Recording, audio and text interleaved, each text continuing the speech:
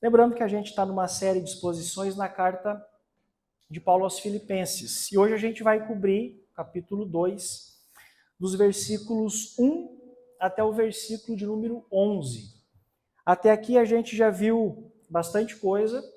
A gente viu Paulo, a forma como ele cumprimenta a igreja, não alguém preocupado em ostentar títulos, em apresentar um currículo invejável, mas ele se apresenta como um servo do Senhor Jesus, porque é isso que de fato nós realmente somos. Paulo nos lembra, já na sua saudação, que embora o mundo entenda dignidade e prestígio de acordo com as nossas posições sociais, Paulo nos lembra que a verdadeira grandeza e a real dignidade se encontra pelo fato de nós sermos de Jesus Cristo. A gente viu também o privilégio de nós sermos participantes da obra da graça de Deus. Uma obra que Deus mesmo iniciou em nós e que certamente Ele há de concluir. Semana passada, a gente começou ou terminou a explicação de Paulo. Uma vez que ele está preso, isso requer de Paulo algumas explicações. E a gente terminou, então, essas explicações de Paulo. E o capítulo 1 termina com Paulo chamando ou exortando a igreja de Filipenses a viverem de modo digno do Evangelho. Então a ideia é que, se antes, enquanto descrentes, que nós pertencíamos ao reino das trevas e vivíamos de acordo com esse reino, uma vez atraídos por Cristo e para Cristo, Deus nos transferiu para o reino do seu Filho amado. E uma vez que nós somos agora do reino do Senhor Jesus, vivamos como tal. Vivamos de modo digno desse reino. Esse é o capítulo bem resumido do capítulo 1. E hoje a gente entra no capítulo 2, Paulo falando sobre as nossas responsabilidades uns com os outros.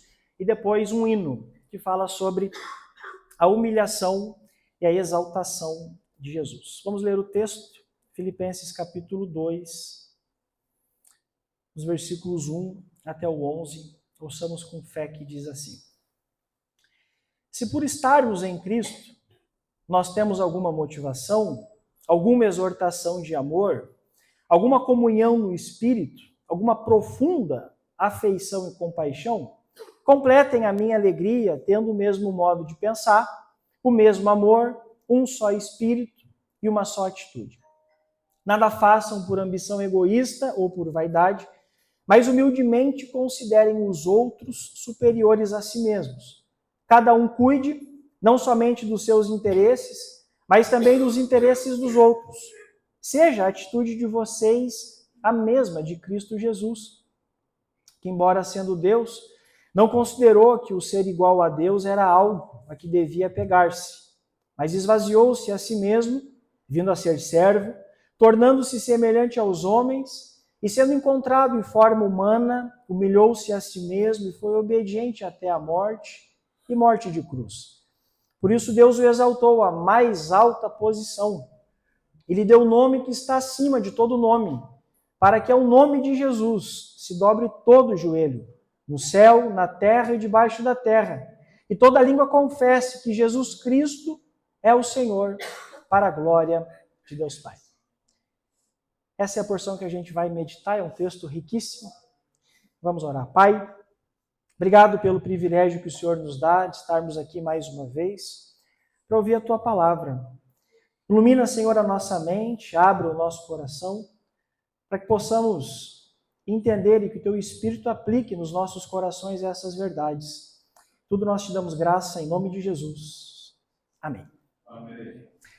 Mas quando a gente olha para o cenário mundial, não é difícil a gente perceber um estado de tragédia.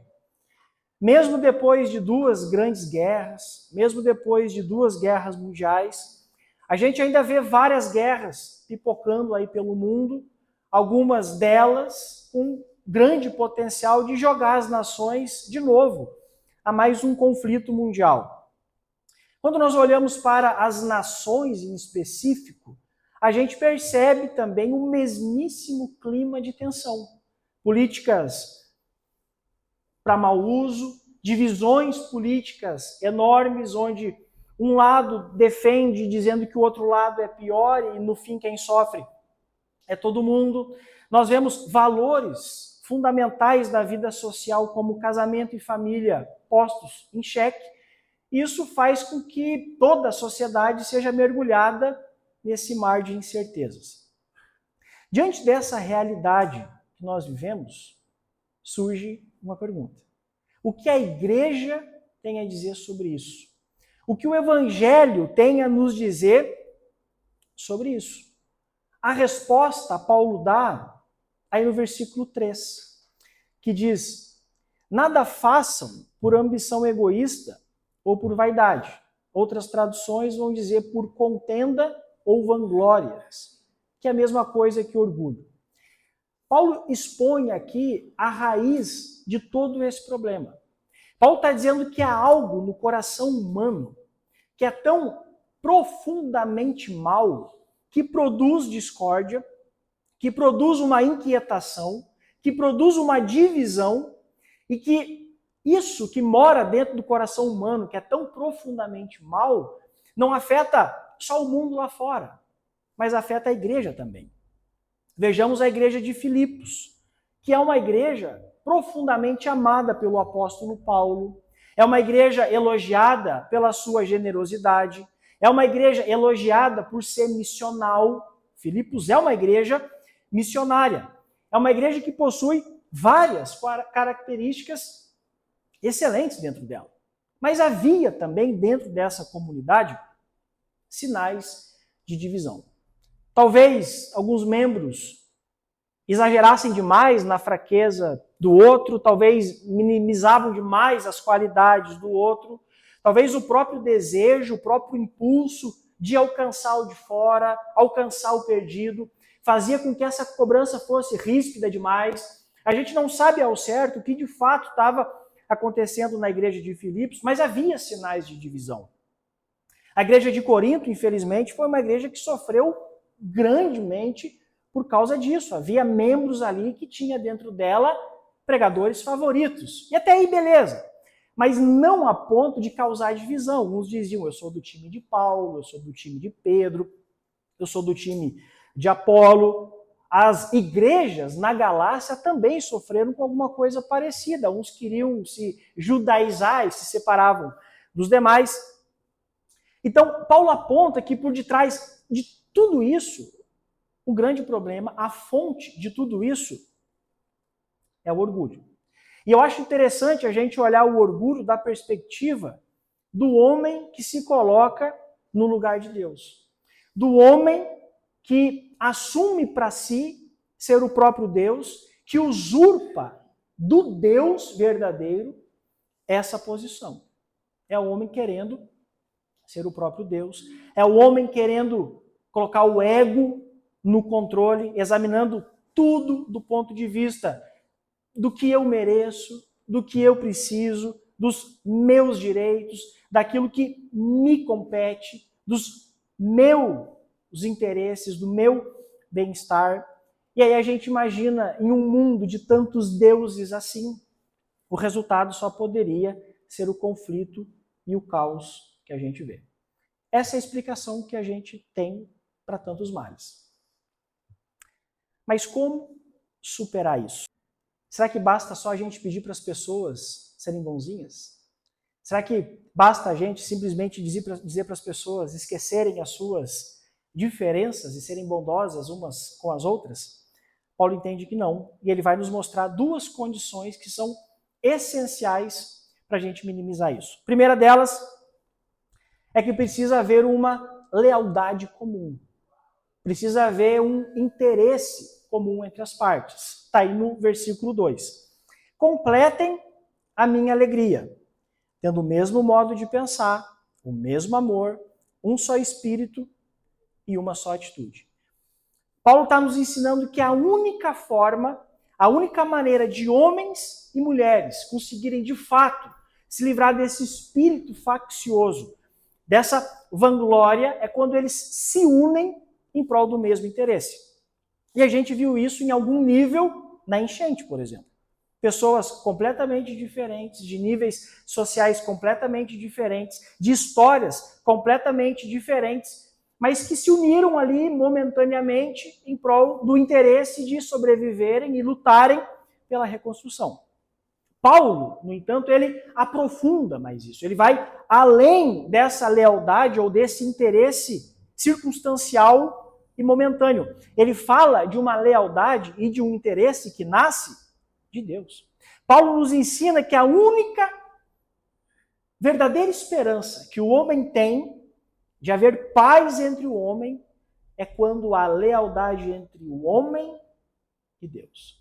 Quando o homem de fato está em paz com Deus e o ama acima de toda e qualquer coisa, isso desemboca em paz, desemboca em união para com o meu irmão. João escreve a sua primeira carta exatamente em cima dessa temática. João diz que aquele que verdadeiramente amar o Senhor também vai amar o seu próximo. João vai além, ele diz, aquele que diz amar o Senhor e odeia o seu irmão, esse é o mentiroso. Porque de acordo com as Escrituras, o verdadeiro amor ao Senhor gesta na nossa vida, brota, nasce na nossa alma um amor pelo próximo. Então, para que haja unidade na igreja de Filipos, para que haja unidade em todas as igrejas, inclusive aqui na nossa, é necessário que todos nós entendamos que nós somos do Senhor. Que nós fomos chamados e convocados a participarmos dessa eterna unidade de amor que existe na Trindade. Então, a verdadeira unidade não nasce de meras palavras. A ONU está aí para provar isso. Não adianta, no meio da guerra, fazer uma notinha de represália. Mas que a verdadeira unidade, a verdadeira união nasce dessa lealdade comum a Cristo. Paulo diz, uma vez que os filipenses entendessem isso, isso seria motivo de alegria para ele. Segunda condição que Paulo quer ensinar à igreja para que haja essa união é a humildade. Está aí nos versos 3 e 4. Humildemente, considerem os outros superiores a si mesmos. Cada um cuide não somente dos seus interesses, mas também dos interesses dos outros. A lógica de Paulo, se a lealdade comum a Cristo nos une, é a humildade que faz com que isso seja sustentado. A humildade entre os irmãos faz com que essa unidade seja mantida. A ordem de Paulo é para que não vivamos simplesmente de acordo com os nossos interesses, com os nossos direitos, no que a gente pode ganhar enquanto indivíduo, mas naquilo que é melhor para a comunidade, naquilo que é melhor para a missão da igreja. E só há um modo pelo qual isso pode ser realizado. É o que está escrito aí no versículo 1. Se por estarmos em Cristo, nós temos alguma motivação, alguma exortação de amor, alguma comunhão no Espírito, alguma profunda afeição e compaixão. Então, primeiro, esse programa de unidade que Paulo desenvolve aqui só é possível para o crente. É inútil a gente prospectar ou imaginar essa unidade para os lados de fora, para o mundo. E a ideia de Paulo é que não há nada mais estranho do que pedir para homens descrentes, homens e mulheres espiritualmente mortas, para que eles venham a pensar no próximo antes do que nos seus próprios interesses, porque eles são incapazes disso. Paulo diz que eles, antes de qualquer coisa, precisam nascer de novo. E para nós, cristãos, que nascemos de novo, Paulo desenvolve essa série de perguntas aqui. No sentido, você alguma vez já foi encorajado pela comunidade? Já se sentiu amado? Já se sentiu acolhido? Já pensou várias vezes em fazer alguma coisa errada e alguém foi ali e te exortou? Se sim, reconheça que se isso aconteceu, é porque outros cristãos foram instrumentos de graça de Deus na sua vida e lhe ofereceram esse conforto, essa exortação, esse aconchego. Aí, a proposta de Paulo. Agora faça o mesmo pelos outros.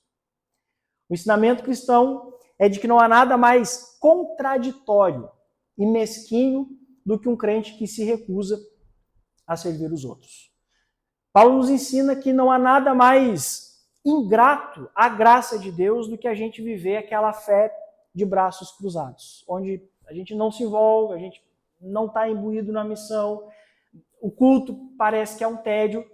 Da perspectiva bíblica, isso é algo absolutamente incoerente com a proposta e com o chamado que Deus tem para o seu povo.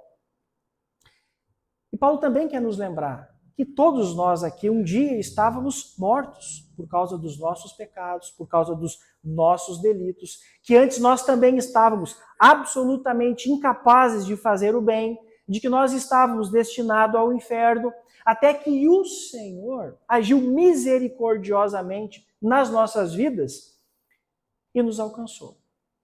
Então a proposta do Evangelho é como que a gente consegue ser indiferente diante de tamanha salvação que o Senhor nos oferece.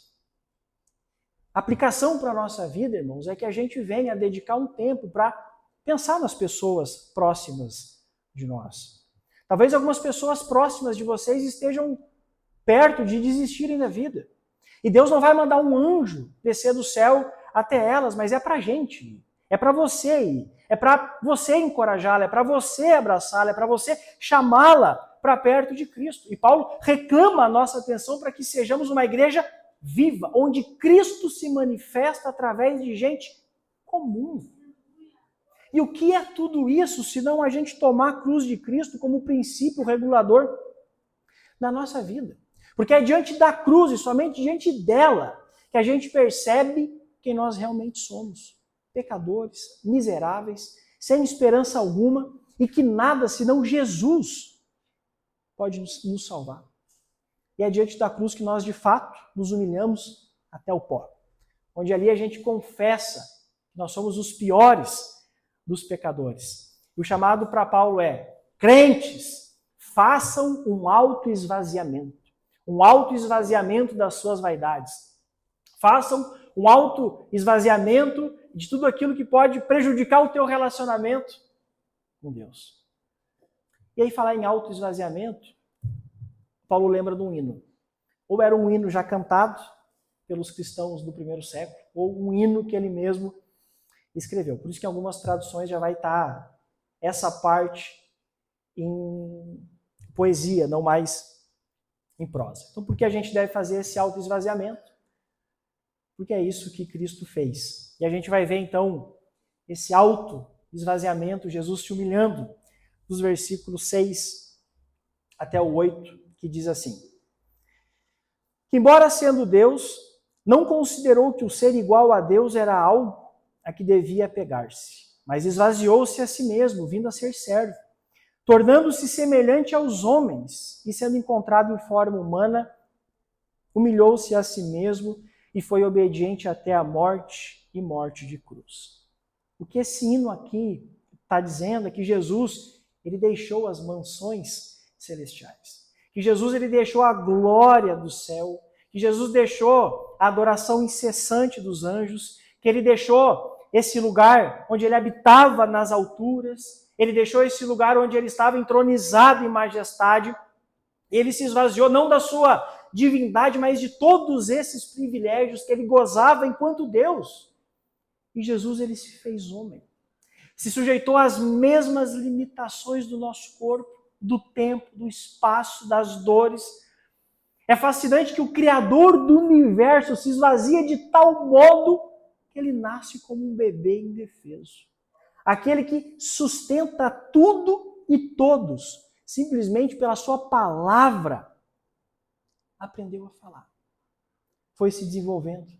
Aquele que formou o homem do pó, foi carregado pela sua mãezinha. Aquele que reinava em glória, se humilhou e viveu como um servo. E sendo ele a fonte da vida, se submeteu à morte e morte de cruz. O Rei dos Reis, Jesus, ele foi zombado.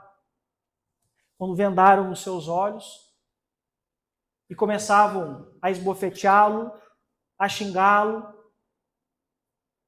Quando colocaram coroa de espinhos em sua cabeça e zombavam dele ser um rei. Jesus, sendo profeta, zombavam dele quando cuspiram nele e diziam: profetizas para nós quem foi que te fez essas coisas.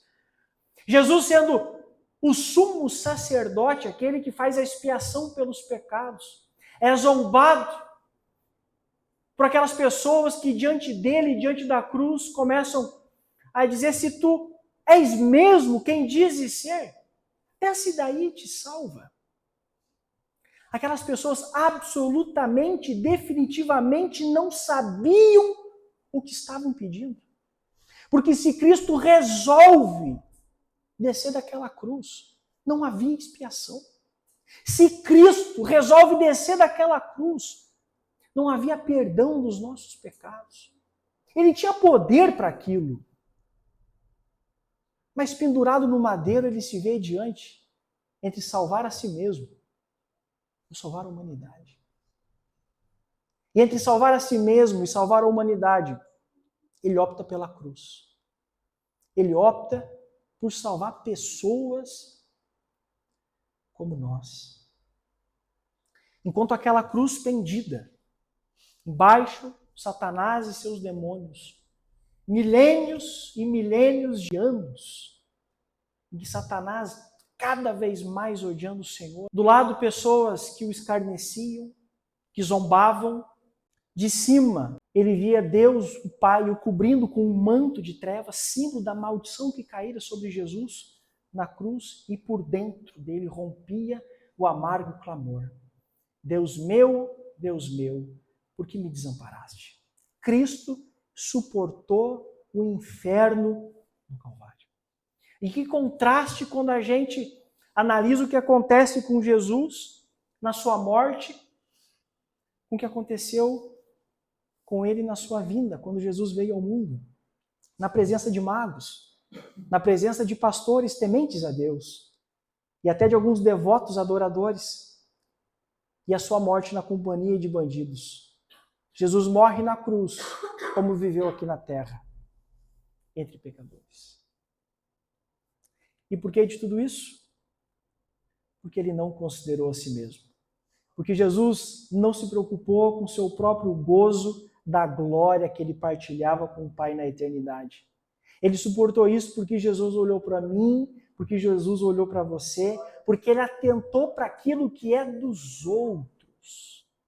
E o chamado de Paulo para a igreja, lá no versículo 5, seja a atitude de vocês a mesma de Cristo Jesus.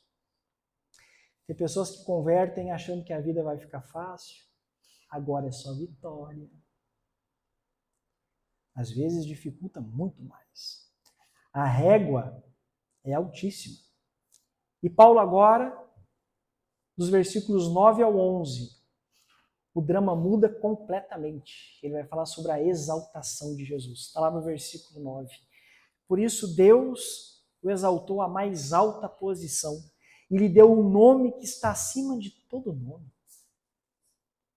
Que evento foi esse onde Jesus, aquele que foi humilhado, rejeitado, envergonhado, na cruz agora foi exaltado e elevado à mais alta posição. É interessante que o Calvário, ao mesmo tempo, ele é palco da maior humilhação, ele é palco da maior vergonha, da maior injustiça que esse mundo um dia já viu. Mas ele também é o ponto de partida da maior glória que esse mundo já viu. Cristo triunfou. Deus o exaltou sobre tudo e sobre todos. O universo inteiro, absolutamente tudo que existe nessa realidade, conhecida ou não conhecida pelo homem. Absolutamente tudo. Jesus pode dizer que ele é Senhor sobre aquilo. E o motivo da sua exaltação é que todo o universo, para que todo o cosmos possa reconhecer que ele é Senhor. Que de fato ele é Deus. Está aí a partir do versículo 10.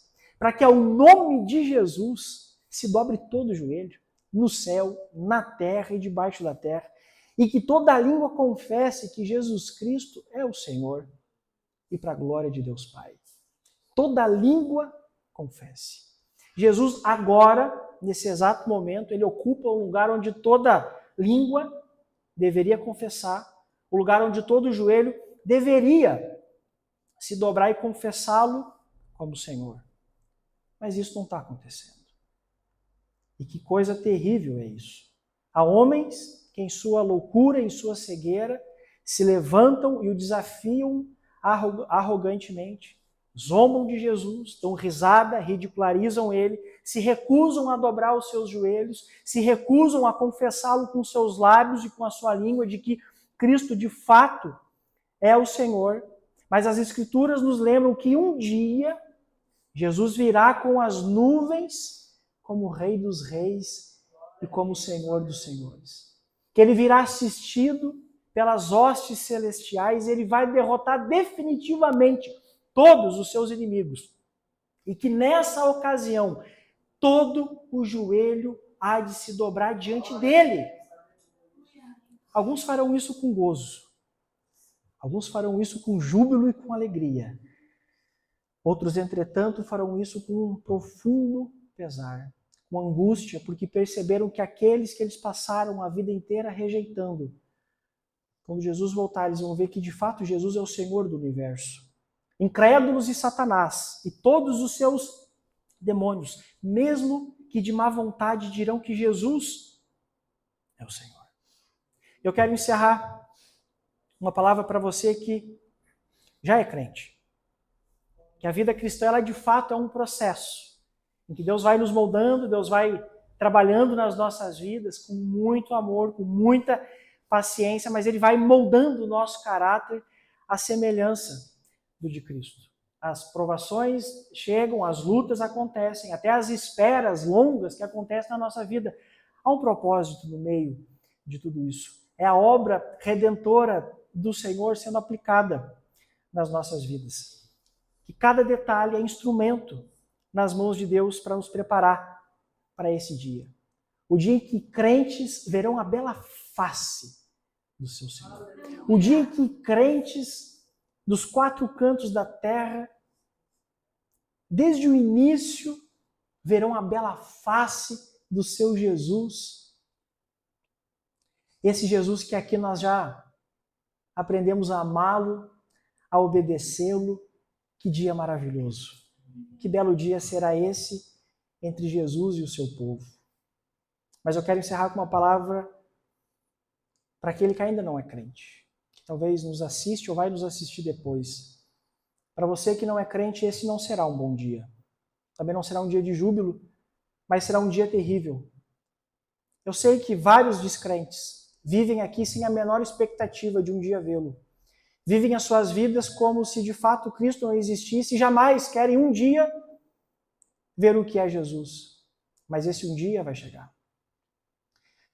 E descrentes o verão, não mais como servo que se humilhou, mas como justo juiz, como Salvador. Ele há de aplicar o seu juízo. E nesse dia, descrentes, junto com Satanás e os demônios, mesmo que de má vontade, vão dizer que Jesus é o Senhor e depois irão para o inferno. E hoje, mais uma vez, o Evangelho é ofertado a todos os descrentes. Hoje, mais uma vez, o Evangelho é ofertado àquele que ainda não entregou a sua vida a Jesus e ainda não o confessou como Salvador de sua vida. E mais uma vez, a oportunidade é dada para que você faça aqui esse reconhecimento, para que o grande dia seja com júbilo e não com profundo pesar. O descrente pode sair daqui com o coração ainda mais truncado, ainda mais fechado. Ou alegre, porque mais uma vez o Evangelho foi ofertado. Essa é a maior urgência das nossas vidas. Reconhecermos e confessarmos que Jesus é o Senhor e Salvador das nossas vidas. E tudo isso, assim como todas as coisas acontecem, há um único motivo para as coisas serem como são. Está aí no versículo 11. Para a glória de Deus. Tudo é para a glória de Deus. Amém? Fique de pé e vamos orar.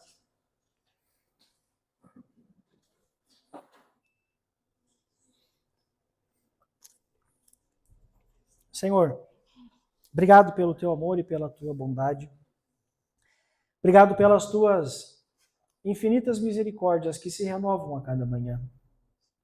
Sabemos, Jesus, que todas as vezes que passamos em frente a uma igreja, Todas as vezes que alguém nos convida para um culto, todas as vezes que olhamos para qualquer folheto evangelístico, todas as vezes em que o evangelho é ofertado, todo domingo, dia de culto, é um ato de graça e de misericórdia que o Senhor estende a pecadores inculpáveis diante de ti, e oferecendo a eles a oportunidade para que possam abandonarem essa cegueira e entregarem de fato as suas vidas a ti. Nós oramos, Senhor, para que o Senhor possa operar arrependimento e conversão. Sabemos que, por impulso humano, por vontade humana, isso é obra impossível. Mas é o Senhor quem chama, é o Senhor quem convence, é o Senhor quem aplica no nosso coração essas verdades. Aplica, Senhor. E aquele que o Senhor já o atraiu para si, o mantenha de pé. Que possamos entender o privilégio que temos de fazermos parte dessa grande missão, onde um povo é atraído para ti. Glorifica o teu nome, Senhor, nas nossas vidas. Perdoa, Jesus, as nossas falhas. Muitas vezes sofremos dessa síndrome de querermos as coisas só para nós. Nos dê um coração caridoso. E que tudo, Senhor, definitivamente tudo, seja para a tua glória, em nome de Jesus. Amém. Oh,